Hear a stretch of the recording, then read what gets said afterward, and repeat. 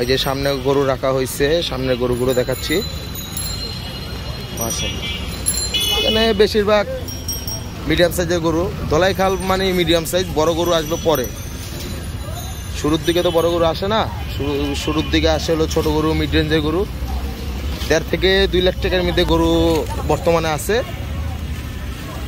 দেখি আমরা আবার গরু নামানোর এখানে যাই, চলে যাই, দেখি ওখানে গরুর ট্রাক আসছে কিনা, থাকলে ভিডিও করা হবে আপনাদেরকে দেখানোর জন্য ইনশাল্লাহ।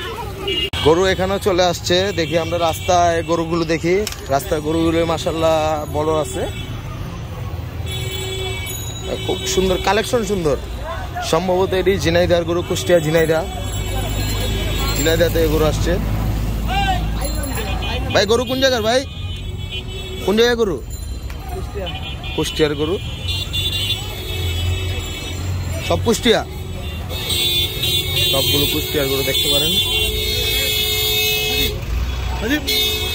মাশাআল্লাহ,